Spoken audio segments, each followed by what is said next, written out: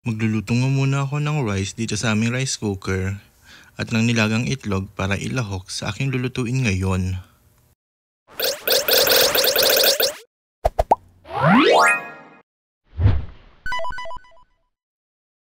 Ito na nga pala ang sangkap na gagamitin ngayon sa aking pagluluto. Sibuyas, bawang, dahon ng laurel, patatas, ganito ang hiwa, at karot, ganito rin ang hiwa. At dahil giniling na baka ang gagawin natin, so syempre kailangan natin ng tomato paste, suka, patis, oyster sauce, mapampalasa, at paminta. Kailangan rin natin ng asin, asukal, mantika, at iba pa. Pakita ko na rin sa inyo mamaya. So eto na nga ang bida ng ating recipe. Baka, giniling, giniling, mahal yan ha. So hinugasan ko muna yung giniling para sure tayong malinis habang nanonood ng volleyball. Sa mainit na non-stick pan pero wala na yung kulay black sa gitna. Maglagay ng mantika, katamtamang agwat. Charot, katamtamang basta konti lang. Saktong paggisa sa ating sibuyas at kamatis.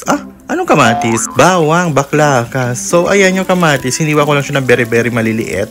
Kasi nga giniling. So kailangan ko rin na maliliit na sibuyas. Hindi ko rin pa rin alam. So nilagay ko na rin yung bawang. Kasi maliliit lang din yung bawang. Kaya hinuli ko na siya. And after that, nilagay ko na rin yung dahon ng laurel. Wala lang. Para maluto na din, diba? Ginigisa nga yun eh. And ito nga pala yung sinasabing karagdagan. Nagdagdag ako ng butter para mas malinamnam, mas masarap, mas level up. Ganon. So, naglagay din ako ng sili. Isang piraso lang siya para may konting sipain yung mga kasama ko habang kumakain. Charot. Nasunog na pala yung mga bawang sa gilid. Anyway, so halo-haloin lang natin yan hanggang mawala yung kaluluwa. Charot. Mag-release ng kaluluwa yung ating mga aromatic. So, after that, may konting pagpag tayo dun sa dulo. Ilalagay ko na rin yung tomato paste. So, huwag kayong bibili ng gantong brand, hindi masarap. So, ayan. Igigisa ko yung tomato paste para daw lumabas yung asim. Kaso walang asim na lumabas. Diyos ko, day. Mumurahin kasi yung tomato paste. Hindi ko sa akin yon. Naglagay din ako ng sun-dried tomato, bruschetta. Level up. Gusto mo yan. So, wala lang. Gusto ko na maglagay. Bakit ba? Luto ko to. So, in fairness malinamnam yung bruschetta na sun-dried tomato.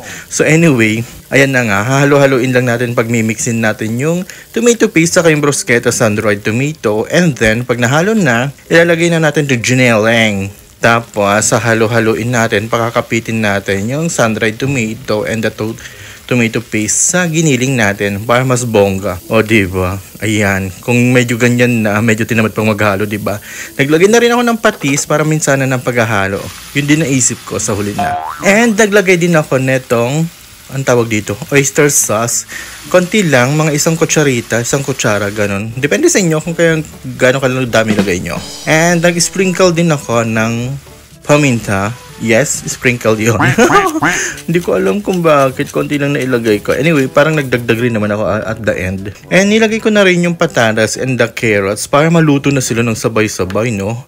Para hindi na tayo maghintay. Sayang yung oras. Charot! So, halo-haloin ko lang yan. Magko-combine together para mag-spread out din yung lasa ng ating bruschetta. And pag nahalo mo na ng very light, maglalagay tayo ng half cup water para maluto din naman yung baka saka yung mga gulay natin. And tatakpan natin siya hanggang sa kumulo. Pag nakumulo na, hahaluin natin ng very red with pagtaktak sa gilid. Pag alam na nating luto na yung karne and the gulay, we can put some sugar na. Kung gusto mo ng medyo matamis, ako, I will like the medyo matamis na giniling. And I put the suka na din. Sabi ni Chris Aquino, pampasarap daw yun ng ulam. And I put the eggs. Ako lang ba, yung gusto ko yung giniling may itlog. Hindi ko alam kung bakit. Pero bet ko talaga yung giniling na may itlog lagi. And tatakpan ko siya and pakukuluan ng 1 minute, sabi ni Chris Aquino. And after that, pwede ko na siyang haluin, i-mix well para kumapit din yung bruschetta sa itlog natin. Yung ewan ko, para mas masarap Yun. And at this moment, tatanggalin na natin yung dahon ng laurel kasi ang lalaki, ang hirap kainin, di ba? And para walang sagabal sa pagkain. And tinikman ko na siya. Look at my reaction. Head drop.